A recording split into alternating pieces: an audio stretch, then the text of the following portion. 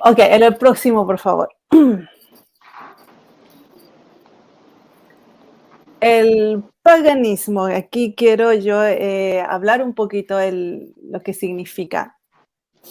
El paganismo es un término amplio que se refiere a una variedad de creencias y prácticas espirituales que se basan en las fuerzas de la naturaleza y no se adhiere a las creencias monoteístas de las principales religiones como el cristianismo, el judaísmo o el islam, que sostienen la existencia de un único Dios.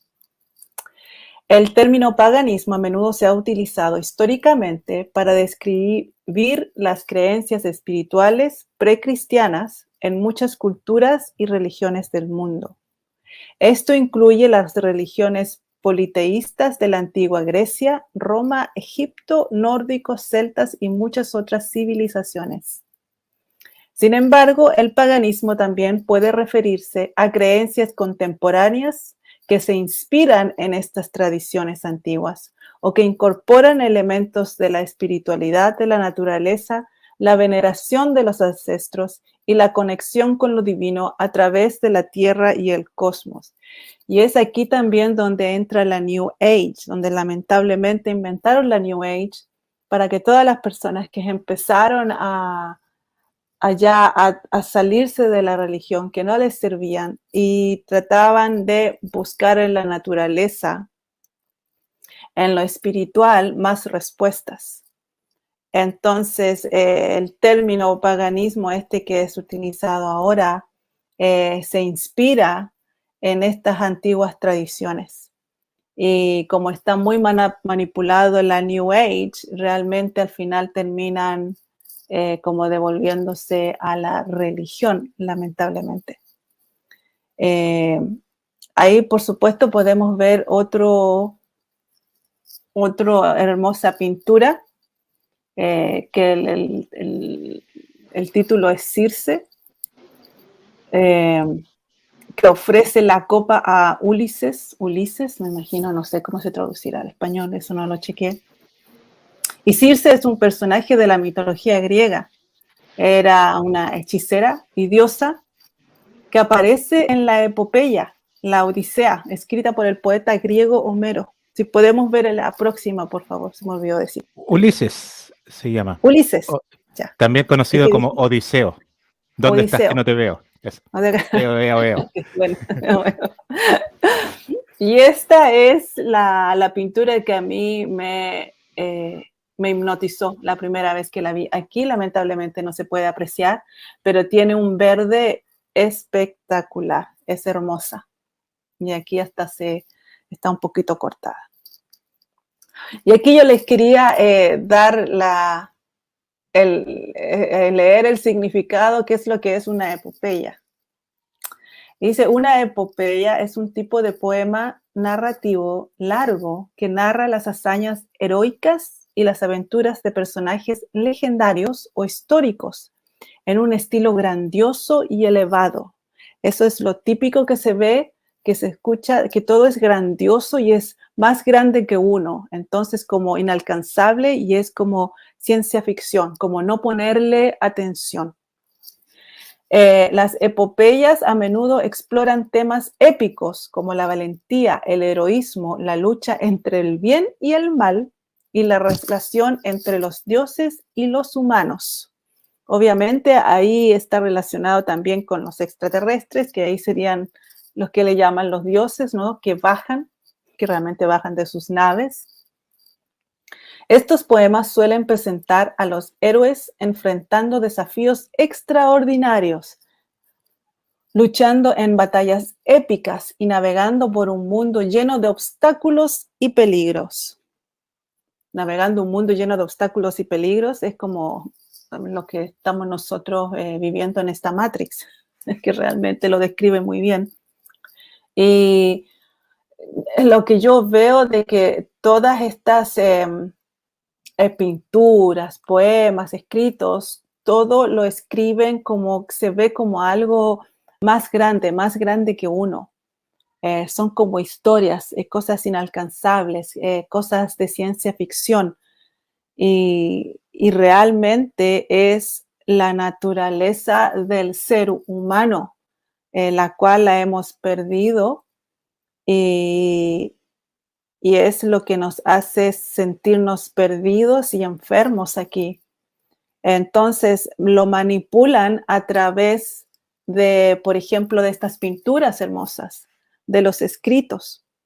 Entonces, para que así nosotros veamos este mundo, que es realmente el mundo normal de nosotros, que lo veamos inalcanzable, que sea una historia, un cuento. Si vamos a la próxima, por favor, gracias, Vitoto. Entonces, este hombre, este pintor, fue parte, le gustó mucho el movimiento pre-rafaelita, que fue un movimiento artístico que surgió en Inglaterra en el siglo XIX, específicamente en la década de 1840. Y estos artistas se caracterizaban por su rechazo a las convenciones artísticas y estilísticas predominantes en la época y buscaban un enfoque más naturalista y detallado en sus obras.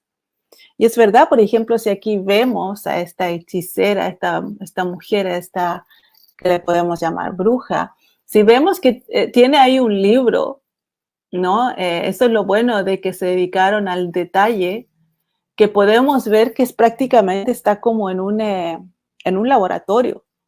Entonces, tienen estudios bastante avanzados.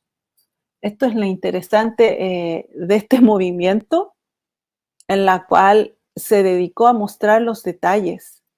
Y los detalles yo creo que nos dan una vista a lo que realmente fue.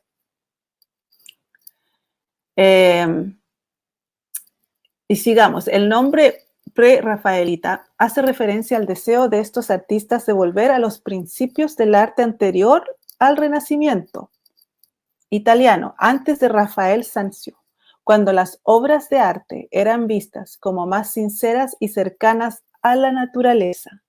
Claro, si nos vamos alejando de la naturaleza nos vamos perdiendo. Y el movimiento buscaba liberarse de las influencias de la Academia de Arte y promovía la observación directa de la naturaleza, la atención meticulosa a los detalles y una representación más fiel de la realidad. Ahora, si nos vamos a la próxima, por favor, Víctor. Gracias. Bueno, como les decía, una de las características importantes que es la atención al detalle, los colores brillantes y vívidos, y el tema literario y mitológico. Entonces son mitos, entonces uno como que no les toma mucha atención. Y este es un fatal error que cometemos, este es el problema. Muchas obras pre-rafaelitas estaban inspiradas en la literatura, la poesía y la mitología, y a menudo tenían un tono romántico y simbólico. Se dedicaban a la naturaleza y al realismo, y tenía un cuestionamiento social y religioso. Entonces, a través de sus artes, algunos también abordaban temas sociales y religiosos, como la desigualdad y la crítica a la iglesia establecida, que lo encuentro bastante interesante que todavía estos cuadros estén, pero necesitan tener historia, ¿no? Bueno, si a las personas les gusta este estilo de pinturas, de arte, hay otros miembros que son destacados en este movimiento, que son los nombres que están aquí, si los pueden buscar, que es Dante Rossetti, John Millais y William Hunt. A pesar de la controversia inicial y las críticas de la época, el movimiento influyó en el desarrollo del arte victoriano y dejó una marca duradera en la historia del arte. Ok, si salimos de ahí, por favor, Vitoto. No, si lo sacamos, ahora para yo hablarles un poquito de lo que pienso yo. Hay algo que la iglesia hizo para mantener un control sobre los humanos es que dividió lo que nosotros ahora conocemos como bruja, ya sea un concepto o una persona, y lo dividió en dos para controlar. Y esa es la iglesia, la religión y la medicina. Esas dos las dividió, la medicina y la ciencia. Y nunca van a dejar que esas dos cosas se junten. Nunca van a dejar que la ciencia se junte con la espiritualidad. Por eso que la ciencia nunca, nunca, nunca, nunca va a avanzar, porque está basada en que tiene que estar en ciertos parámetros. La ciencia tiene que regirse en esos parámetros muy específicos y no se mueven de ahí. Y para que avance la ciencia, para que avance una cura hacia el cáncer, hacia todos los males que nos caen, tiene que pasar a la espiritualidad. Y en ese aspecto, la espiritualidad la maneja solamente la iglesia. Entonces, esas dos cosas nunca se van a juntar y se tienen que juntar para que todo avance. ¿Y qué es lo que pasa? De que si eso se junta, va de la mano con la energía punto cero. ¿Por qué? Porque si tú juntas la espiritualidad con la ciencia, es porque empiezas a ver las energías del cuerpo, las energías alrededor, por lo tanto, la energía punto cero, específicamente porque la tecnología ya está aquí en este planeta, suficiente para hacer funcionar la energía punto cero. Quizás nosotros no tenemos acceso, pero ya está aquí. O sea, los vestigios, las cosas, los sitios arqueológicos, o sea, las pirámides están por todos lados, ¿no? Entonces ya está la tecnología. Por lo tanto, si se juntan esas dos cosas, se cae la Matrix y ya no tienen control sobre la gente. Entonces, algo importante que hizo la iglesia, y la iglesia hizo esto, separó esas dos cosas. Y el avance médico, adivinen cuándo empezó, en el siglo XIX. La microbiología, la cirugía, la farmacéutica, todo empezó en el siglo XIX. Y bueno, lo único que hace la medicina de ahora tradicional es mantener a la gente enferma. No hace otra cosa que eso. No busca cura. No la va a encontrar nunca. Ni con la estudio genética. Imposible. No van a avanzar nunca por ese lado tampoco. Porque están considerando solo la parte material. Claro. No están considerando la conciencia. Son matasanos. Son matasanos. Exactamente, son matasanos. Es más, los mismos, hay alguna profesora, recuerdo en la universidad, que nos decía, estábamos estudiando genética y ella decía, estos, dijo, que están saliendo ahora, que uno se chequea, que te lean la genética y te dice si te va uno a ver si está predispuesta a tener, no sé, cáncer o a tener esquizofrenia. Entonces, para poder, ¿no?, prepararte desde ahora, dicen, no, nunca se hagan esos tests, nunca, nunca, porque no sirven de nada. No funciona eso no funciona. Imagínense, las personas ya en la universidad decían eso. ¿Y cuánto dinero han sacado a las personas con este tipo de lectura de ADN? Así es que olvídense esos test de ADN para ver si uno tiene predisposición a tener algún mal. No sirve, no sirve. Ellos mismos decían. Entonces, ¿qué es lo que pasa? De que la religión, al dividir esta naturaleza del ser humano, es la única manera que nos pueden controlar. Entonces, ¿qué es lo que pasa? De que lo envolvió en un embeleco y le puso bruja. Y a la bruja le puso una connotación y una idea, hasta como dice Vitótoma, encima fea, y de ahí la puso en una caja y de esa no salimos. Entonces tenemos que salir con esa idea porque esto de bruja y todo el conocimiento que hay es a lo que alude ser la religión y la medicina. O sea, es algo increíble de que lo tenemos ahí frente y no lo podemos ver. Y lo tomamos como algo que son personas especiales. Bueno, y la verdad que son personas especiales también en el pasado, son personas que tenían más conocimiento, que se dedicaban más porque les gustaba.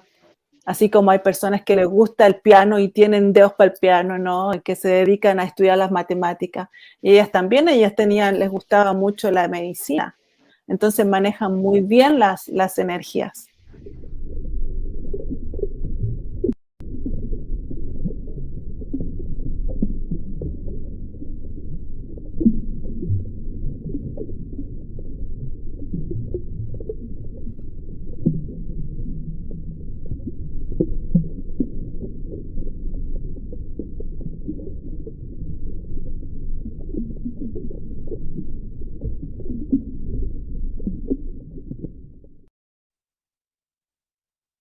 El problema con la ciencia en la Tierra.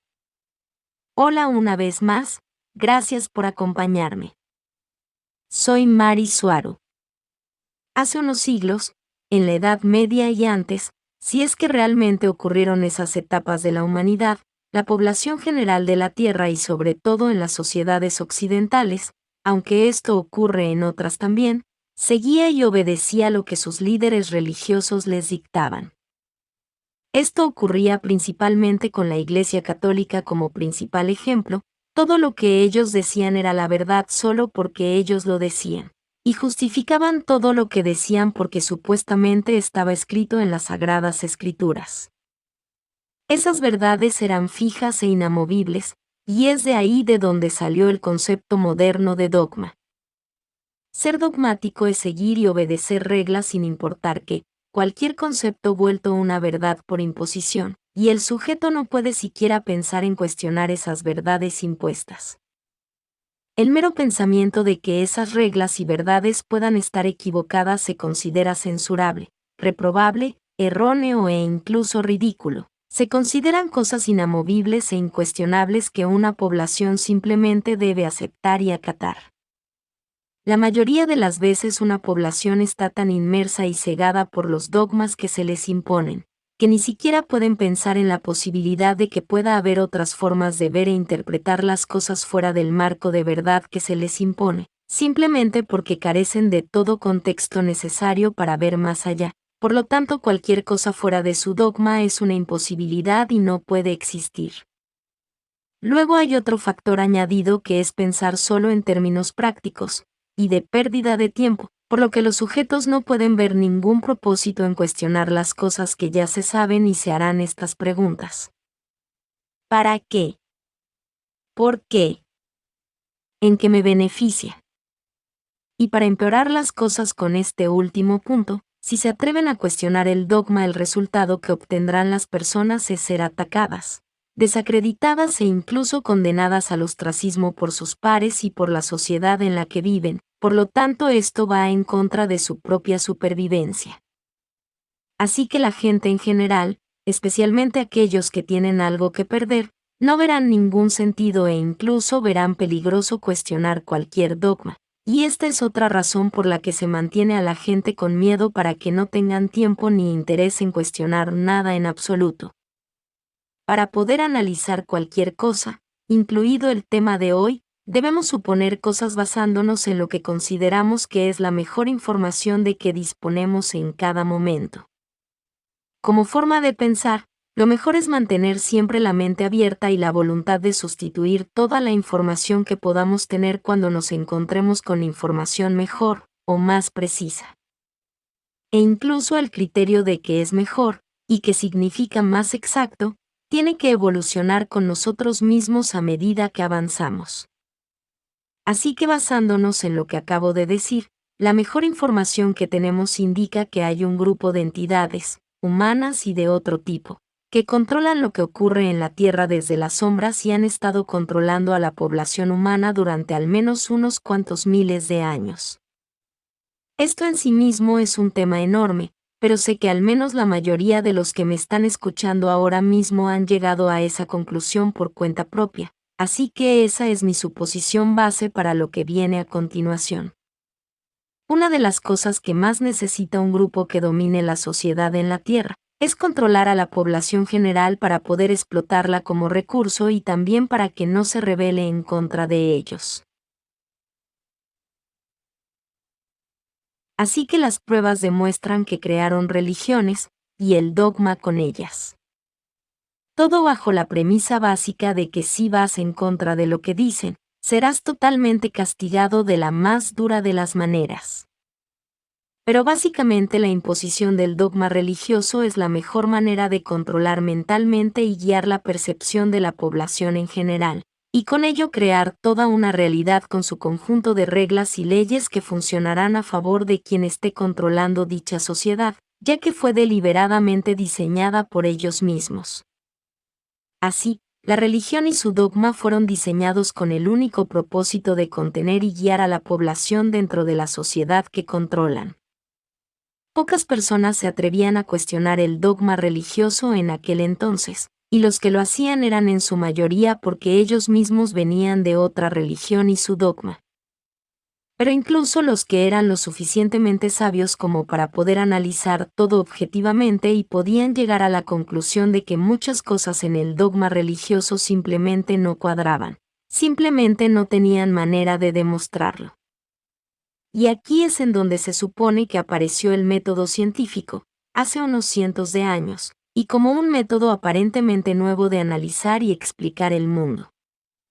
Y aquí es donde surge una de las primeras suposiciones, el olvido sistemático de todo lo que apunta hacia la espiritualidad debido a su asociación inmediata con la religión. Incluso hasta el día de hoy la mayoría de la gente confunde espiritualidad con ser religioso. Esta disociación con todo lo espiritual ayudó a surgir y desarrollar los conceptos detrás del materialismo, y con ellos el principio de simplificar todas las cosas, diseccionar y cortar todo en pequeños pedazos para tratar de explicar el todo. Todo en un intento de explicar todo lo incierto.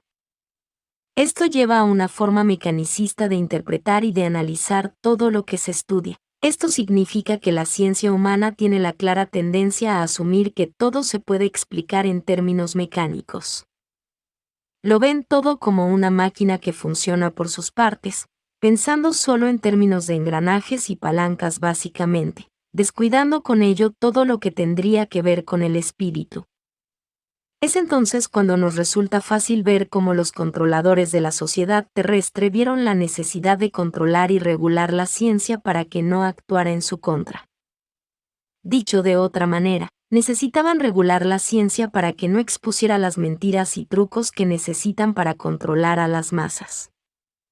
Así que el cabal, o los controladores allí en la Tierra, empezaron a enseñar ciencia, y para eso desarrollaron el concepto de una universidad moderna, donde podrían tener todo bajo control, lavando el cerebro y guiando la percepción de las nuevas generaciones de científicos. Todo esto que he dicho significa que la ciencia en la Tierra está fuertemente regulada con la intención directa de mantener y dirigir todos sus logros, y mantenerlos bajo su escrutinio y control. Lo que vemos aquí, con bastante claridad debo decir, es que la ciencia en la Tierra no es más que otra religión dogmática. Desarrollada, regulada y diseñada exactamente con el mismo propósito que cualquier otra religión del pasado y del presente, y es controlar la percepción de la realidad, lo que es posible y lo que no, y obstaculizar la capacidad creativa y los límites de la población en general. Para mantenerlos sumisos, obedientes y con miedo. En la Tierra la gente asume que si algo es científico entonces es verdadero y real. Creen ciegamente en la infalibilidad del método científico y aceptan ciegamente como dogma todo lo que supuestamente está científicamente demostrado. Asumen que la ciencia ya sabe cómo funciona todo, y que ya ha descifrado todos los secretos del universo, excepto por los detalles más finos. Esta es, por mucho, la mejor religión que los controladores, sean quienes sean, han ideado. Es una religión dogmática autovalidante que condena al ostracismo, prohíbe y ridiculiza a cualquiera de sus miembros, o a cualquier persona que se atreva a cuestionar lo que ya se ha decidido que son reglas fijas y sus llamadas leyes de la naturaleza. Así que llegamos al siguiente dogma que la gente en la Tierra asume que es correcto, que la ciencia ha encontrado y entendido las llamadas leyes de la naturaleza, o las leyes de cualquier cosa o de todo. La ciencia en la Tierra empuja sus conceptos como dogma, cuando son solo teorías que no pueden probar. Y para poder avanzar se les ocurren otras leyes que llaman con otro nombre, por ejemplo constantes, y el mejor ejemplo de esto es la velocidad de la luz. La ciencia la impone como dogma, como algo fijo, por lo tanto una constante matemática que otros cálculos usan como base. Tuve que investigar esto, y los animo a que hagan lo mismo. Incluso en la Tierra la velocidad de la luz no es una constante. Llevan más de 100 años midiéndola y siempre sale con valores diferentes, y algunos bastante diferentes. Así que los científicos empezaron a hacer una lectura media o promedio, y llegaron a lo que se considera el valor aceptado de velocidad constante. Pero como las lecturas continuaron y los resultados siguieron variando, en 1972 se les ocurrió una especie de fórmula que siempre da el mismo resultado, ya que la propia fórmula contiene el valor aceptado de la velocidad de la luz, por lo que la fórmula se mueve con las variaciones cuando aparecen. Esto en mi opinión no es ciencia, esto es autovalidación. No se puede utilizar un valor fijo de velocidad de la luz como constante base dentro de la misma fórmula que valida su misma constante. Eso es pensamiento circular. Es como pedirle a un personaje de una novela de ficción que valide la misma novela como real. Es como dar por sentado que Blancanieves es una persona real solo porque Gruñón y Estornudo dijeron que lo era. Y volví a encontrar el mismo problema con la constante de gravitación y estoy bastante segura de que también será el caso con muchas, si no todas las demás llamadas constantes universales utilizadas en física. Si una constante base para incontables fórmulas importantes, como es la velocidad de la luz, resulta falsa, entonces todo lo demás que se ha basado en ella, también resultará falso. ¿Y por qué harían algo así? ¿Con qué fin? Como hemos dicho antes, para poder controlar, guiar y monitorizar la percepción humana con el fin de mantenerla exactamente donde ellos necesitan y quieren que esté. Esto provoca exactamente lo que venimos diciendo desde hace tiempo, que la ciencia en la Tierra, toda ella pero especialmente la física y las matemáticas son solo construcciones autocontenidos y autovalidantes que no reflejan el llamado mundo exterior, pero que son útiles como mecanismo de control, como lo sería cualquier otra religión. Y los científicos con sus túnicas blancas no son otra cosa que los sacerdotes de esa religión, los que deben contener y guiar a todos los demás para que cumplan sus normas y leyes. Hay dos ciencias diferentes en la Tierra, una para la gente, toda contenida, dogmática e inflexible, por lo tanto colapsando la propia naturaleza y propósito de la ciencia misma, ser curiosa, hacer preguntas y reemplazar viejos conceptos por otros mejores, por lo tanto inútil como ciencia pero útil como religión dogmática. Y una segunda ciencia no disponible para el público, una ciencia solo para el cabal, los controladores de la Tierra y sus miembros. Es en este nivel donde se producen los verdaderos avances tecnológicos, y desde donde tales novedades son retroadaptadas al nivel popular de la ciencia cuando, y si es con un fin útil solo para el cabal y los controladores. Esa otra ciencia es enormemente más avanzada que el nivel popular oficial de la ciencia, y también incluye una fuerte cooperación con especies no humanas altamente tecnológicas de fuera de la Tierra. Lo que la gente común obtiene en cuanto a tecnología es solo lo que ellos quieren que los humanos tengan, y con un propósito que les beneficia a ellos, y no a la población humana. Incluso las invenciones que parecen nuevas y revolucionarias, como el Internet, No lo son en absoluto y tienen horribles lados oscuros. Puede ser visto como la libertad de compartir información a un nivel nunca antes visto en la Tierra, pero eso es hasta donde la mayoría puede ver. En la realidad el Internet está destruyendo la verdad y el pensamiento. Gracias a Internet, los controladores han desarrollado el mejor mecanismo o manera de ocultar cualquier cosa a plena vista, simplemente inundando al usuario con tanta información, que ya no puede saber lo que es real y lo que no, porque la persona es constantemente bombardeada con innumerables teorías contradictorias.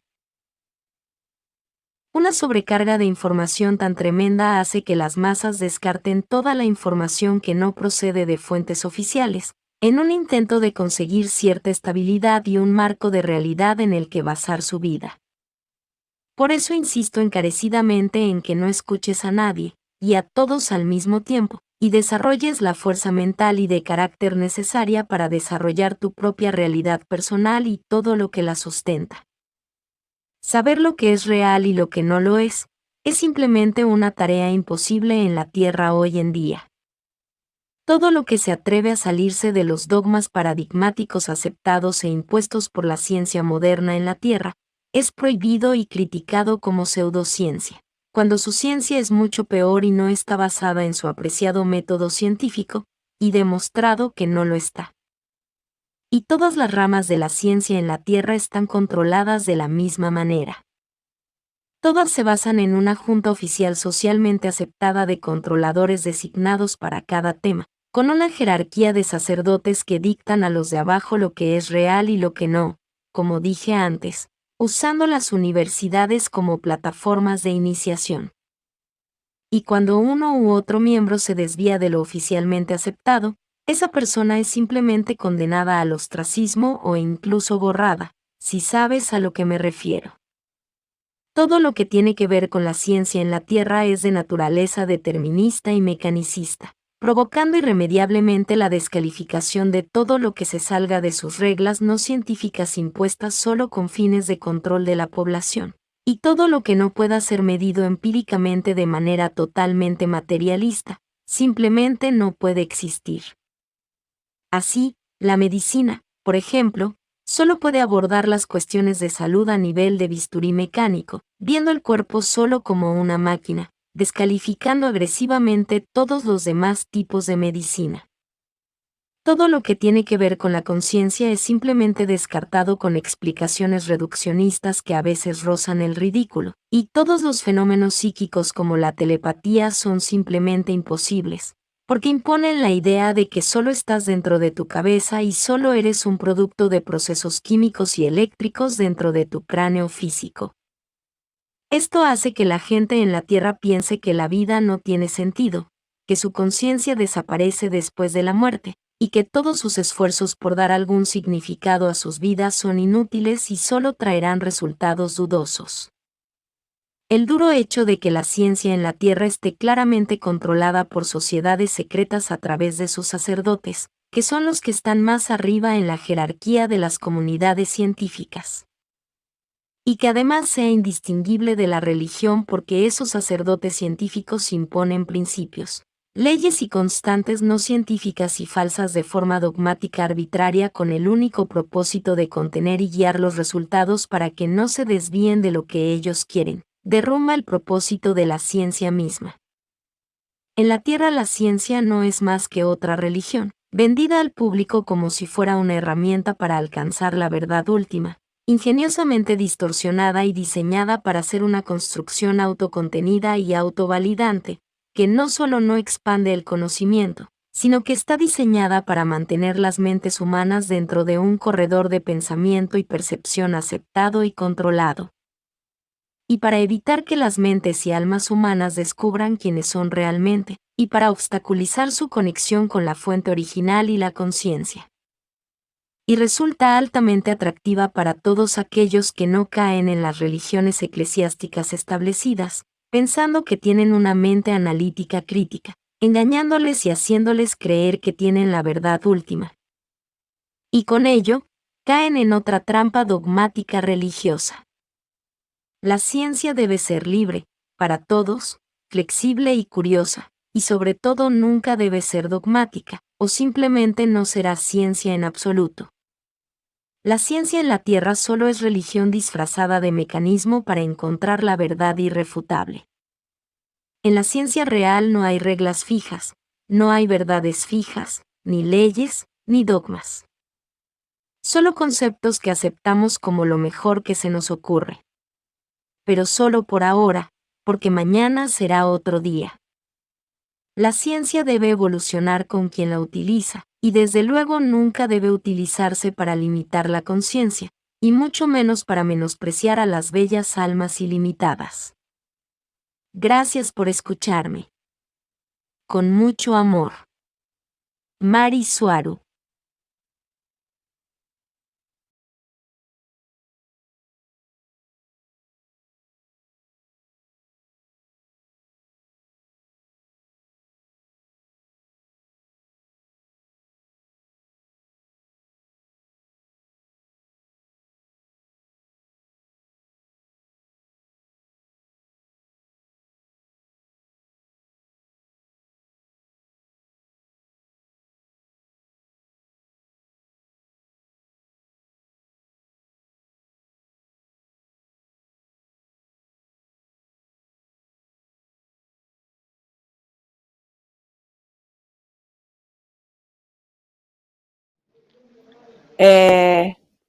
Ahora, en relación a este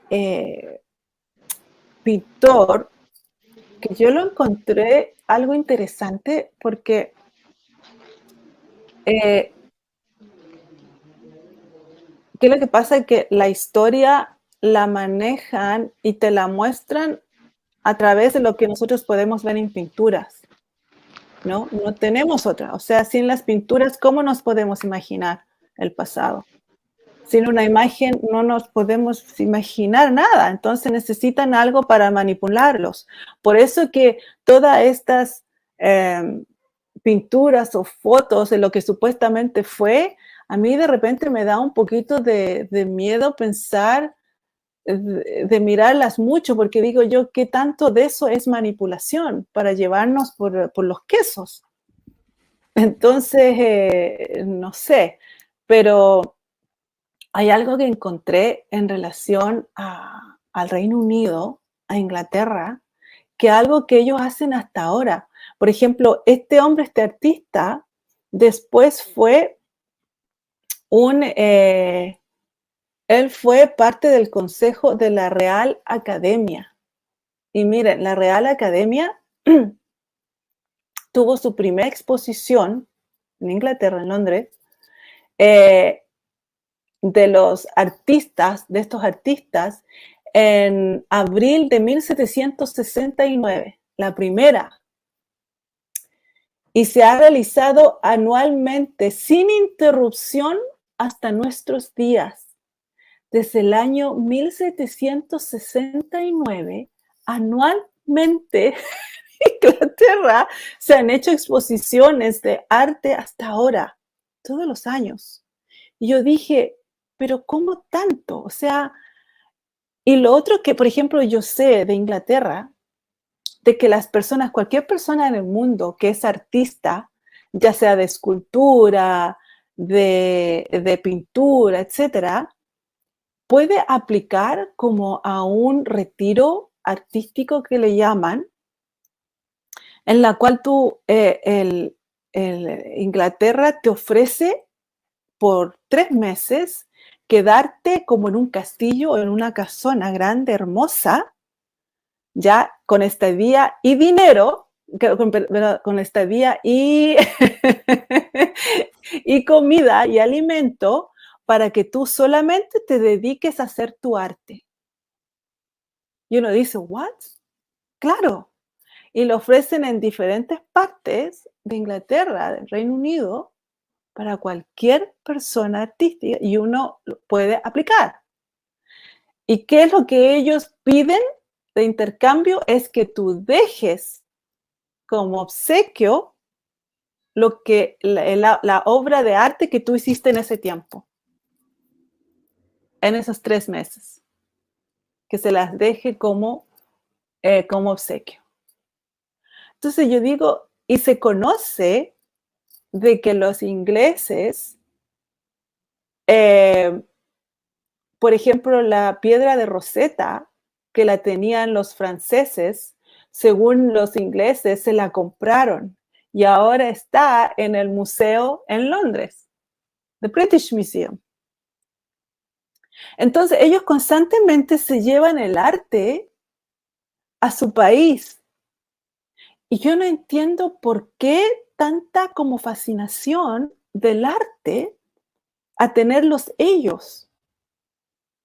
O sea, el British Museum tiene más de 8 millones de piezas, ya sea arqueológicas o artísticas, en su poder. Yo digo, ¿por qué ellos?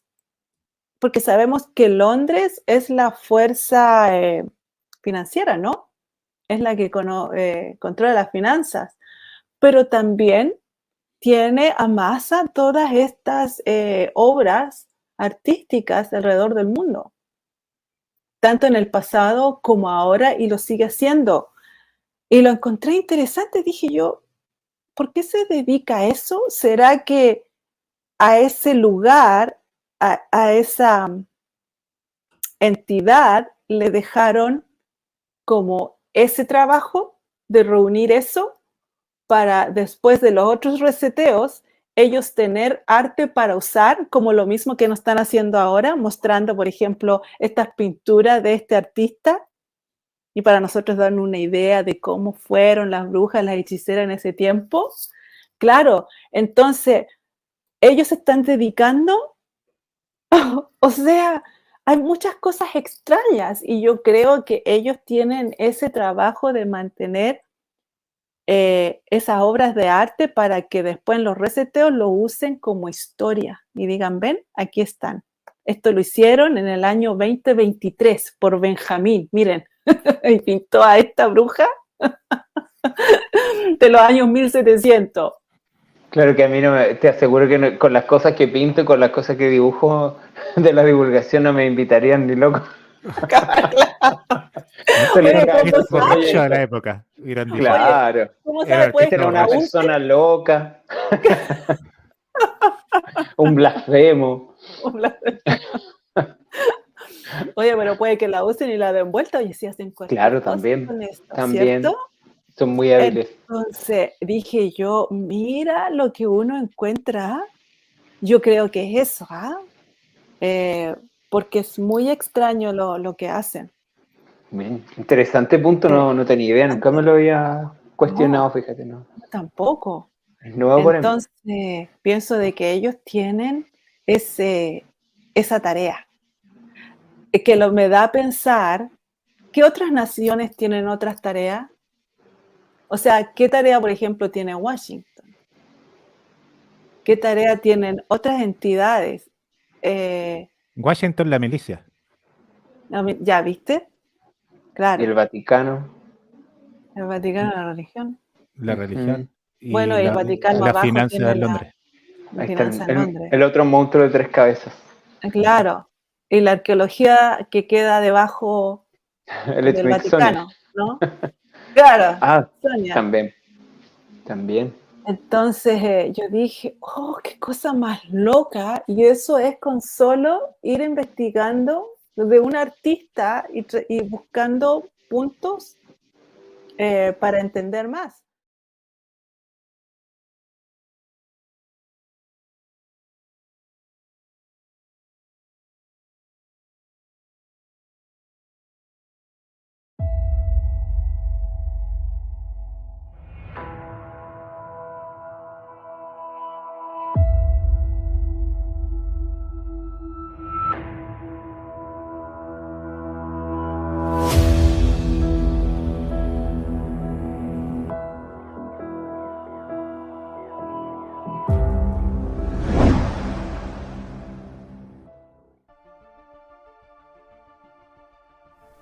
La historia tradicional de la cristiandad es irremediablemente inadecuada ante las evidencias históricas.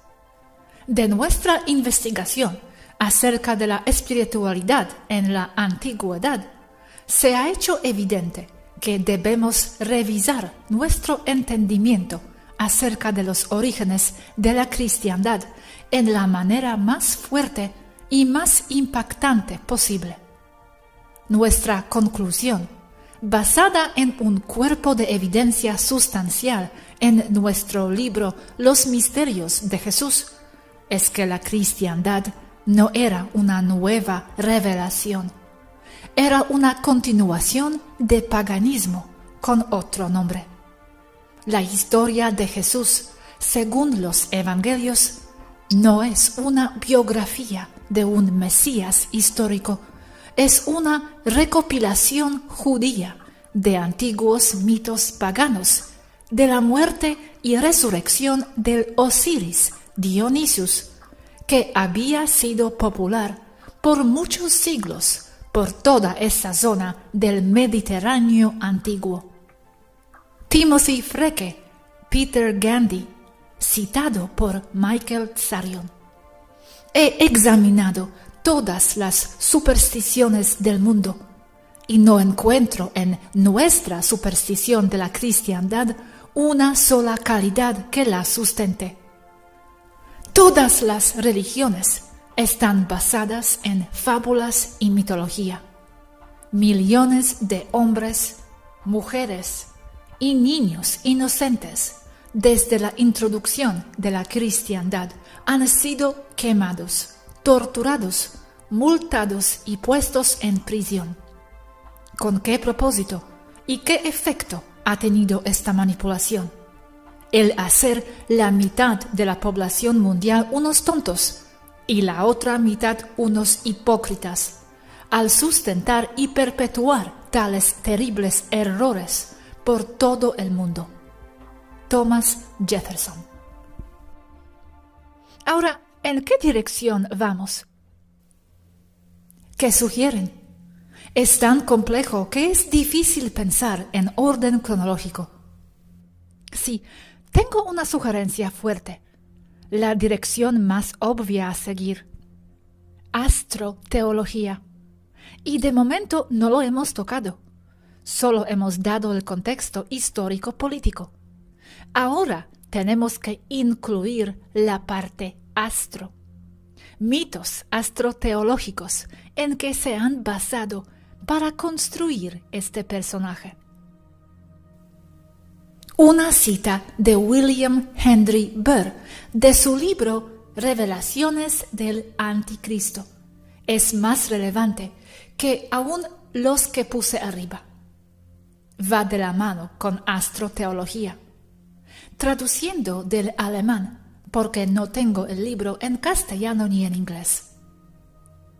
Esos iniciados en los misterios sagrados sabían que las historias en y de los evangelios eran o son falsas, pero los consideraban como necesario para continuar con la imposición, con el propósito de propagandismo de Estado. Pero mientras esta transición de la fe estaba en proceso, algunos de los maestros con más conciencia empezaron a revelar que el personaje de Jesucristo que ellos estaban adorando no era un personaje histórico. Esto estaba siendo resguardado por el clérigo conservador como una revelación extremadamente peligrosa. Así que Juan denuncia a los innovadores como mentirosos y los pone como anticristos, sabiendo que tanto él como sus clérigos eran mentirosos y que los anticristos estaban diciendo la verdad. El error prevaleció y el Jesús del mito se convirtió en el Jesús histórico. William Henry Burr, Offenbarungen des Antichristen.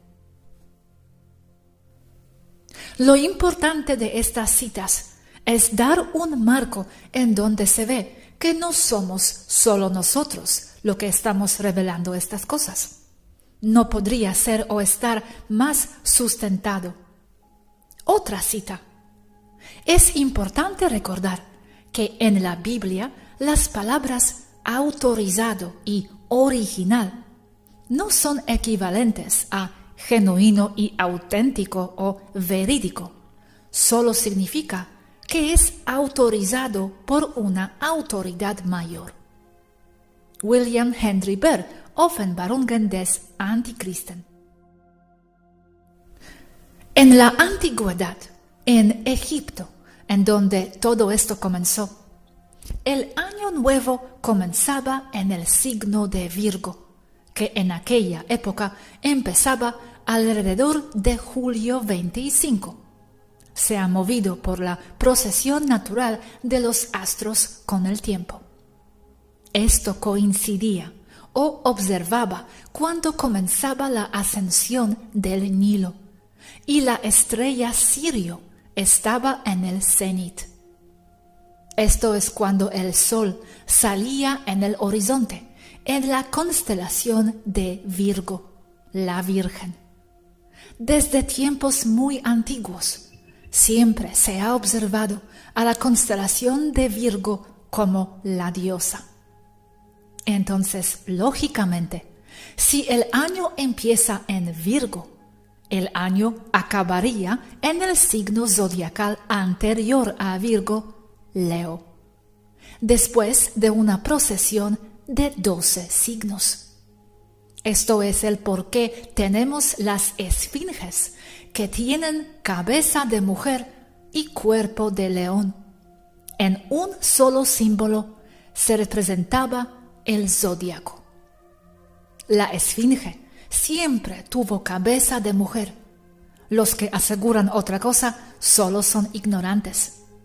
Su propósito era el ser un símbolo de Egipto, el decir que somos astrólogos expertos, la tierra de Egipto.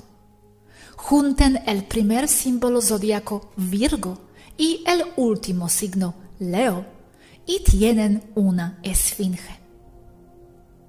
Se decía en aquel entonces que cuando el sol salía en el horizonte en el signo de Virgo, el sol había nacido de nuevo, de ahí. De ahí el concepto de nacido de una virgen. No es partenogénesis, aunque hay paralelismos. Es importante ver que el nacer del sol para los egipcios significa renovación de la vida, ya que comienza la irrigación de las laderas del Nilo y con esto el resurgimiento de la agricultura, lo que a su vez significa que resurge la vida. Esto desde el punto de vista de adoración al sol. En aquel entonces, la esfinge miraba al horizonte en donde amanecía, en la constelación de Virgo. En la noche, las constelaciones de Virgo y de Leo subían del horizonte antes los ojos de la esfinge. El zodiaco se le llamaba la faja de Isis, la diosa virgen. Ella era la prototipo del concepto de María. El hijo de Isis se llamaba Horus. El hijo de María se llamaba Jesús, que en nombre es apropiadamente equivalente a Salvador. Horus es la base del mito de Cristo o de Jesucristo. Su nombre, Horus, en general significaba luz, el sol, y de ahí proviene el nombre horizonte o la zona de Horus. También la palabra horas proviene de esta raíz. ¿Qué hora es? ¿En qué lugar del cielo se encuentra Horus? La palabra antigua para rezar o rezos era horizontes. Nota: por la luminosidad del aire atmosférico ionizado por la presencia de un campo electromagnético fuerte, le daba el clásico destello o luminosidad a una nave espacial. dándole a la gente observadora la idea de que el sol ha bajado, en donde proviene el mito de Horus y su estancia en Egipto.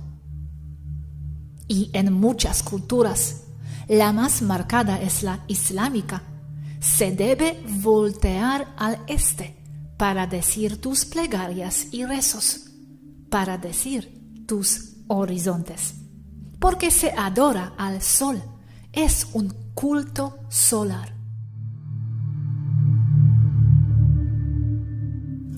Se les dice en muchas culturas que alguien tiene el corazón de oro, porque significa que esa persona es como Horus, porque el oro significa el sol, y es otra razón de la adoración al oro en general hasta estos días. En inglés, la palabra youngster significa young star o estrella joven, y es un significado atribuido a Horus de nuevo. Hay que tener en cuenta la liga entre el inglés y los idiomas célticos, que a su vez estaban muy conectados a Egipto.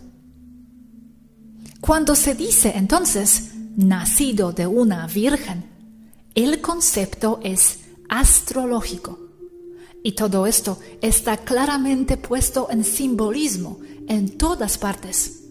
En cada pintura, en cada escultura hay simbolismo, pero solo se puede ver por una mente entrenada. No esconde nada. La Virgen sosteniendo el sol. El sol está en Virgo. Después, al proceder el movimiento normal celestial, el sol comienza a moverse hacia el signo de Aries. Entonces mueven el dios solar y le dan una nueva identificación, por decirlo así. Se mueve al signo de Aries. El sol está ahora con Aries. ¿Aries es el cordero? Sí, es el cordero, Aries. También en su procesión el sol salía con Tauro, o en la constelación de Tauro, según las épocas o las edades, como la presente al final de la edad de Piscis. Por eso Moses, Akhenaten, se enoja cuando sus gentes siguen adorando al toro. Cuando una esfinge contiene otras calidades como garras de águila o alas, representa en un solo símbolo los 4 puntos cardinales, cruz, del zodiaco. La cruz en sí es una deformación proveniente de los 4 puntos cardinales, norte, sur, este, oeste, aplicado a una tortura como una imposición divina o castigo divino a quienes no obedecían al estatus aceptado. Pero como símbolo del cristianismo, se origina como parte de un rito iniciatorio egipcio que fue adoptado por la cristiandad. En la Iglesia Católica, según documentos del Vaticano mismo, se dice que ellos no usaron la cruz como símbolo hasta el final del siglo VI. Se establece que el uso del crucifijo fue ratificado por el Sexto Consejo Ecuménico en el año de 680 DC y se decretó que la figura de un hombre clavado en la cruz sería adoptado como símbolo oficial de la Iglesia. Luego fue confirmado por el emperador Hadrián, no Adriano, en el año de 772, como un siglo después, y solo en aquel entonces empezaron a aparecer motivos, pinturas y estatuas con Jesucristo clavado en la cruz. Solo de 700 a 800 años después de Cristo se adopta ese símbolo o concepto como algo principal, representativo de la Iglesia. El símbolo como tal es antiguo, egipcio, anterior a Babilonia y a Sumeria.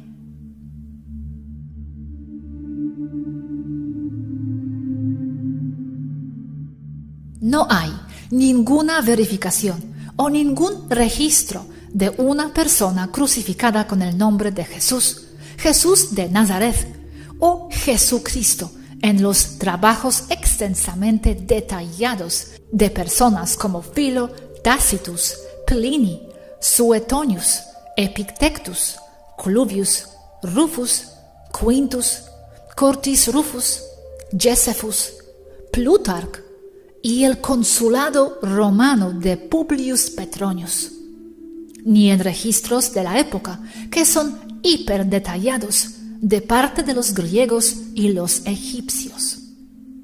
No fue hasta el siglo VI que se decidió usar la cruz como símbolo.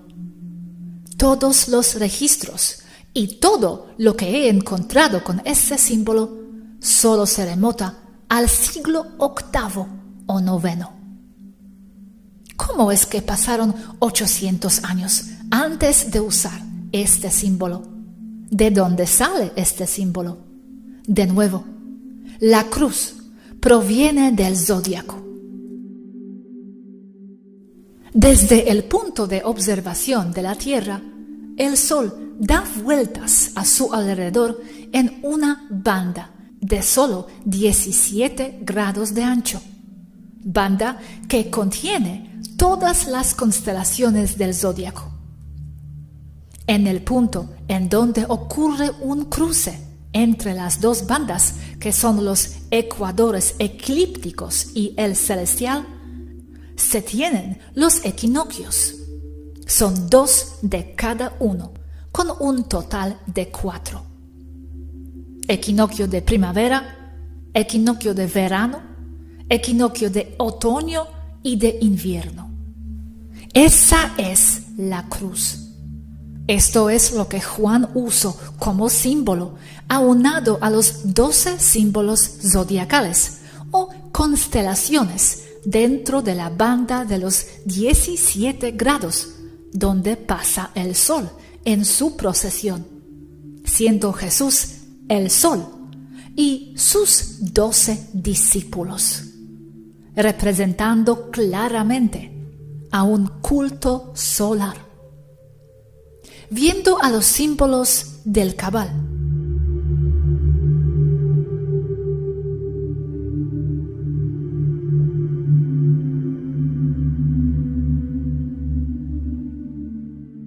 también conocido como la cruz de San Jorge. Por eso tienen cruces y estrellas las banderas del mundo. Muchas de ellas son motivos meramente astrológicos. Todo es adoración solar. Los católicos y los cristianos dicen: sigan a Cristo y a la cruz. Significa: sigan la adoración solar. Muriendo en la cruz se refiere a la cruz de invierno o solsticio de invierno, diciembre 21, que también en aquel entonces coincidía con la constelación de la cruz. Es donde el sol se pone por última vez en su ciclo, porque es cuando es la noche más larga del año. Por lo tanto, gana la oscuridad o el sol muere. Y pasan 3 días antes de la resurrección o el nacimiento del sol. Diciembre 24-25, porque el sol pasa 3 días en la oscuridad, siendo que en esos 3 días no era medible para los antiguos el que los días se comenzaran a alargar de nuevo, ganándole a la oscuridad.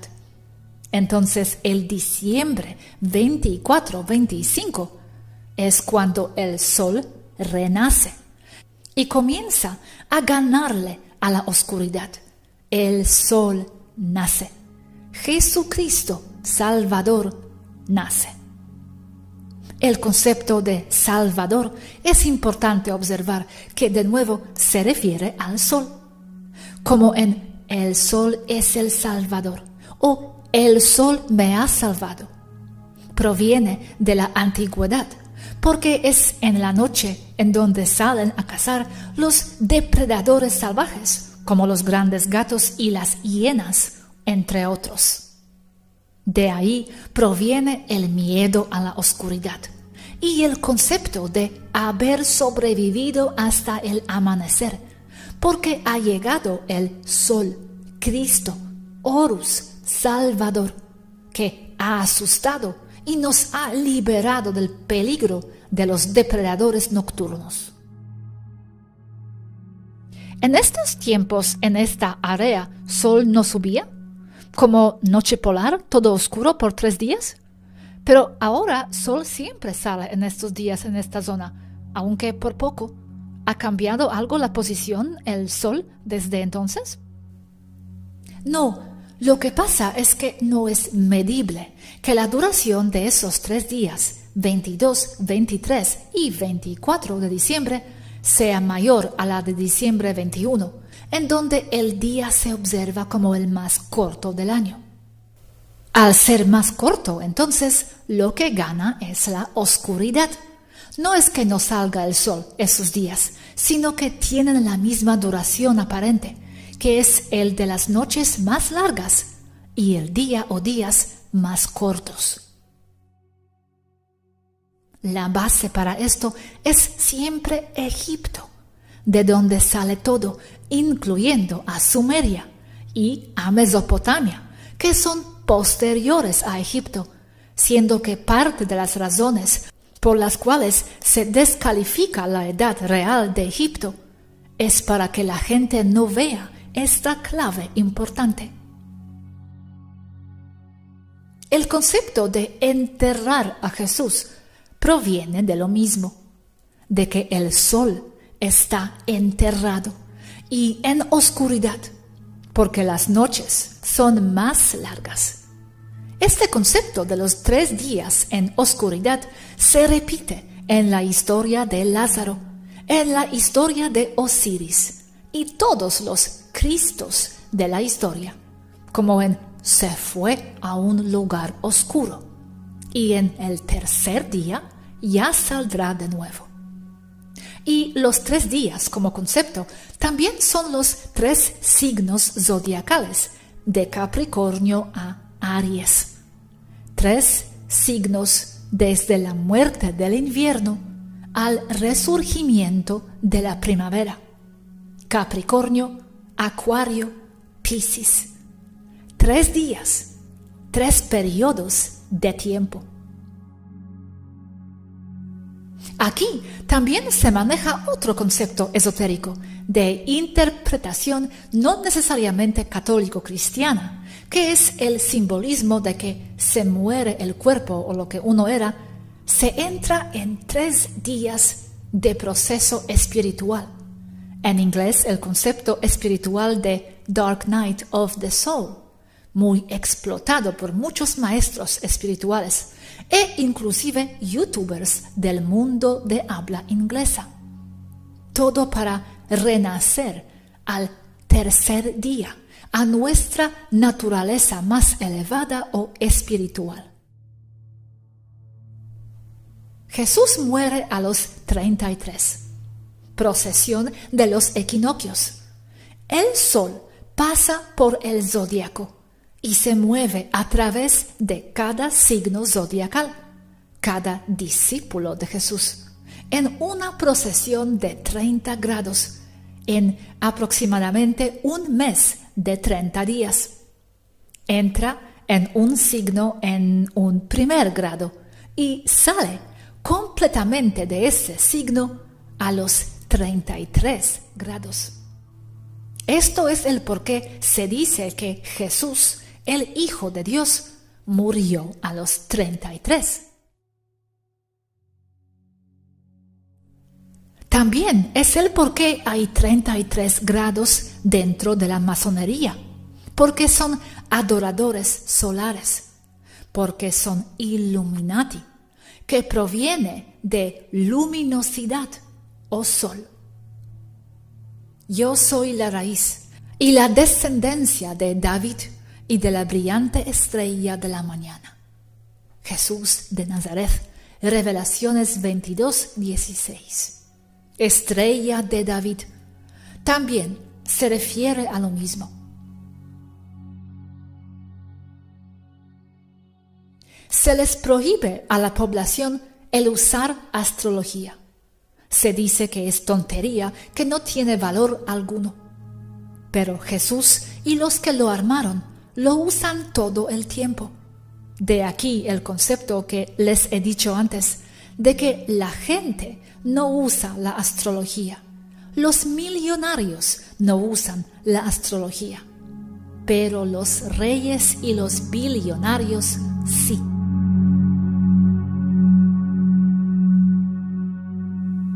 Jesús de Nazaret. No había ningún lugar con el nombre de Nazaret. La palabra deriva del egipcio Nazir, que significa el príncipe que es mandado o que fue mandado. Nazir significa Na-Sirius, de la estrella Sirio. Y la palabra carpintero, como en Jesús era carpintero, proviene de la palabra Naggar, que significa sacerdote de la serpiente. Todo es lenguaje críptico. Los masones, hoy en día, en vez de referirse a sí mismos como masones, se dicen a sí mismos carpinteros. El sol nace y el sol muere en los signos zodiacales, tomados o considerados como femeninos. En sí, es el concepto de que el sol nace de una virgen y muere en los brazos de la virgen.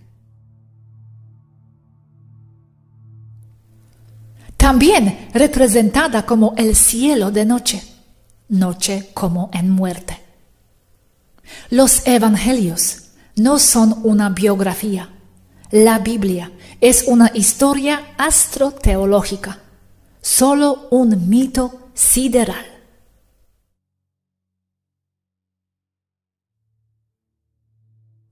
También cabe recalcar que los personajes de la Biblia que rodean a Jesucristo son también representaciones de movimientos astrales, en grados de movimiento de arco de procesión, aunados con nombres y posiciones alteradas o adulteradas con el conocido proceso de alteración de datos para cumplir una agenda, que era muy usado en la época de Vespasiano y de Titus de la tipografía, en donde se usaban nombres y personajes de la élite, tanto de Roma como de los lugares que estaban bajo su control, como es el ejemplo de la familia Alexander o Alexandrina de Egipto, que cooperaban con Roma, así como también familias de interés o de influencia en Roma de la época. Personaje Sansón, por ejemplo, en hebreo se llamaba Shamash, que a su vez significa el sol. Daniel y su muerte con el león, de nuevo el sol. La palabra Amén proviene de Amen-Ra y la palabra Adoní proviene del dios solar egipcio Atón. Invocando a Ra, plegaria egipcia antigua, Amón, Amón, que estás en los cielos. Lázaro, Lazarus, del egipcio el Asura es, o nombre antiguo equivalente a Osiris, con la evidente conexión a su resurrección. En la India, el sol se le llamaba Surya o Asurya, que también es un nombre de mujer allí. Si uno reemplaza la palabra son, hijo en inglés, con la palabra sun, sol en inglés, donde sea que el anterior se encuentre en la Biblia, se verá que en cada y todos los casos, cada verso encaja en el sol celestial literal y no en un o con hombre. Y así los versos se entienden con mayor claridad. Jordan Maxwell. Yo diría que también se puede reemplazar la palabra Jesús por la palabra sol y todo encaja mejor. Jesús y la cruz de los equinoccios, atrás el halo siendo el sol, como en el toro también. La cruz del zodiaco atrás. Cristo, la luz del mundo. Y entonces Cristo llega con nubes. Revelaciones 1. Porque el sol está entre las nubes. Por eso, el concepto de ir al cielo entre nubes, como que una persona o un alma, es bueno como el sol. Símbolo egipcio de Ka o de adoración solar.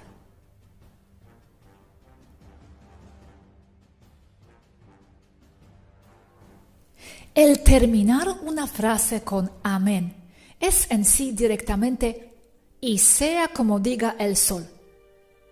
El símbolo del Ka también está relacionado con la ascensión del alma.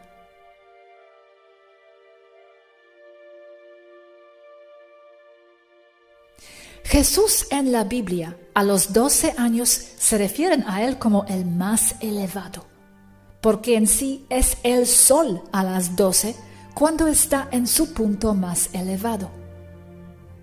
La costumbre de celebrar el nacimiento de Cristo empezó en Egipto, derivado del nacimiento del sol, como ya dije arriba, pero los cristianos de los primeros siglos DC los celebraban el día 6 de enero, y el Consejo de Antioquía estableció que fuera celebrado el día 25 de diciembre.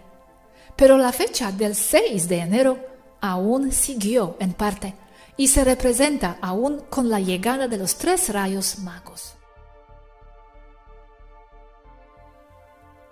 El emperador Constantino le pidió a su arzobispo Eusebius que recopilara en un solo tomo por escribas profesionales todos los trabajos de Josefus, también comandado por Vespasiano, y que él decretaba que todo este trabajo eran las palabras de Dios, y que se le anexará también las palabras del Antiguo Testamento. El emperador Vespasiano, en el primer siglo DC, proclamó que el territorio de Galilea y de Palestina, todo lo que se considera como territorio judío, fuera propiedad de los emperadores de Roma. Y su decisión fue apoyada por completo por el Senado romano, y todos los emperadores que le siguieron estaban en completo control de las llamadas religiones judaicas. El emperador Constantino completó la alteración completa de las creencias judaicas primitivas con los conceptos impuestos y creados por Roma de Vespasiano y de Titus, y por decreto legal romano, el emperador era el Mesías, o el representante de Dios en la tierra, nacimiento del papado. Cuando Eusebius finalizará con su trabajo, todo escrito no autorizado deberá ser destruido por fuego, y cualquier persona que se le encontrará en posesión de dichos escritos o de una copia de ellos deberán ser desollados vivos y decapitados. El nombre de Jesucristo no apareció hasta la época de la Reformación, siglos XIV a XVII. Anteriormente se usaban los nombres de Yeshua Christ y Yeshua Christos. Es culpa de la mente católica el empezar con esa obsesión por negar todo lo que tenga que ver con el cuerpo físico, usando control mental y la influencia psicológica. Y esto ha sido devastador, porque ha hecho trauma tras trauma y va en contra de toda sanidad y lógica mental, ocasionando una brutal esquizofrenia. También saca a la luz o empieza la idea de que Dios está en los cielos, por lo tanto no en la tierra, aislando a las personas de todo amor y todo respeto por la naturaleza.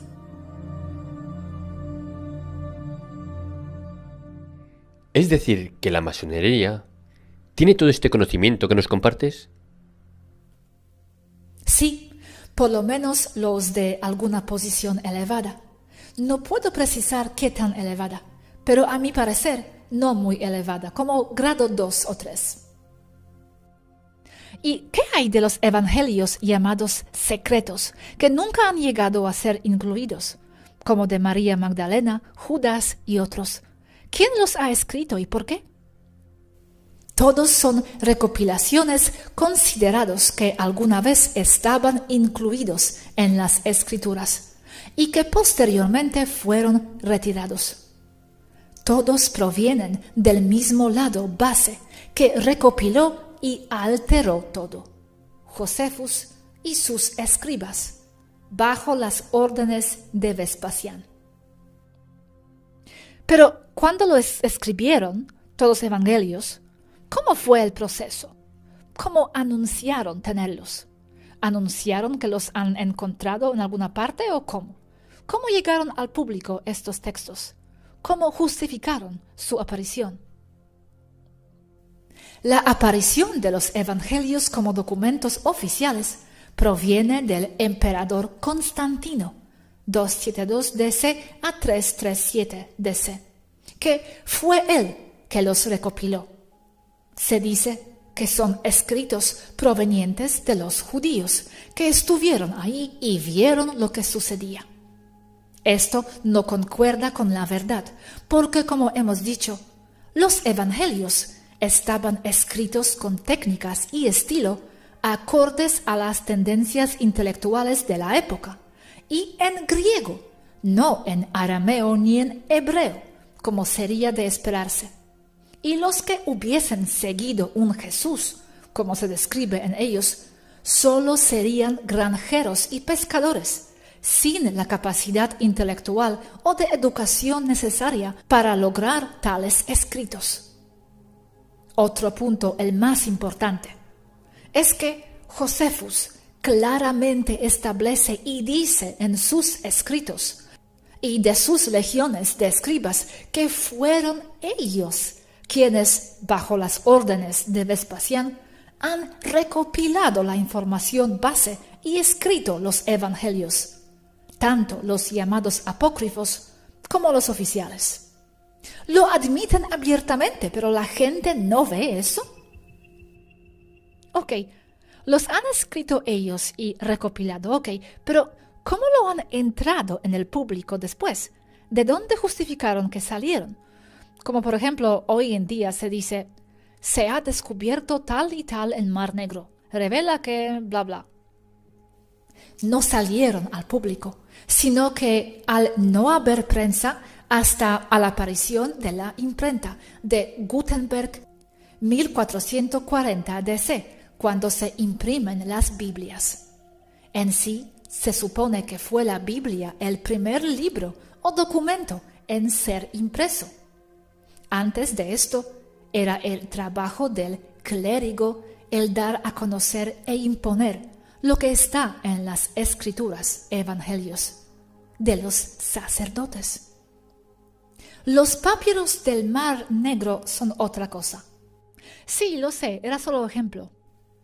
En sí, contienen parte del material de la Biblia, porque en sí son copias de los materiales con los cuales Josefus y compañía han armado todo el Nuevo Testamento. La razón por la cual los rollos del Mar Muerto estaban escondidos en una cueva era para protegerlos de la persecución y de la destrucción romana o a manos de los romanos. Aquí es un punto importante, porque si bien muchos eruditos toman a los rollos del Mar Muerto como documentos de la época que apoyan a la Biblia, es algo torcido o una verdad torcida.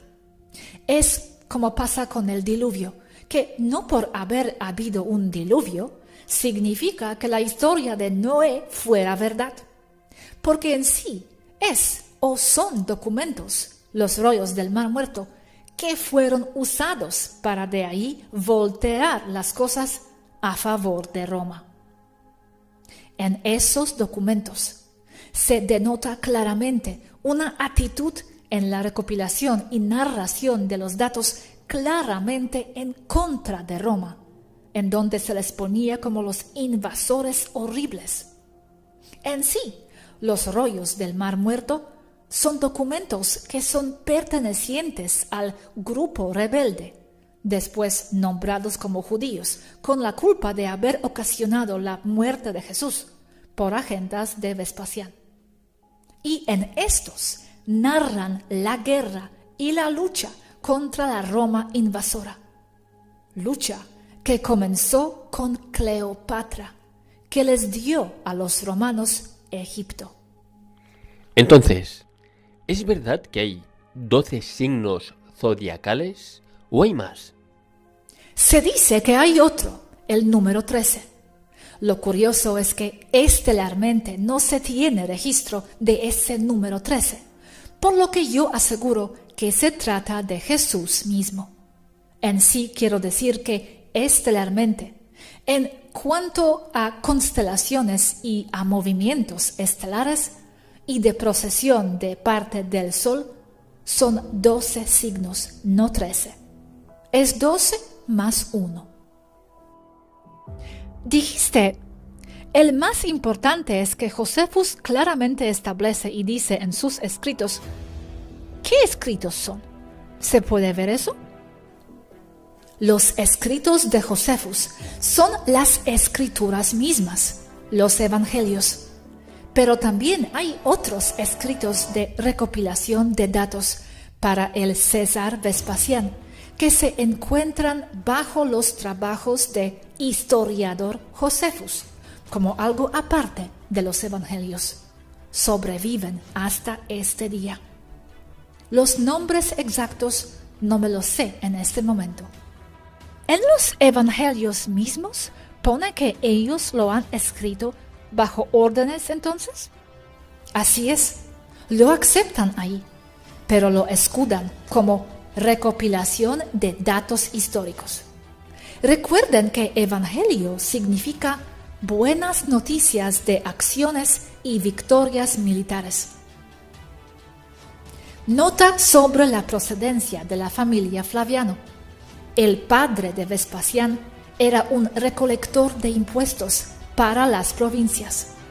No tenían linaje real, lo cual en sí puede explicar la megalomanía especialmente fuerte en estos dos, Vespasiano y Titus.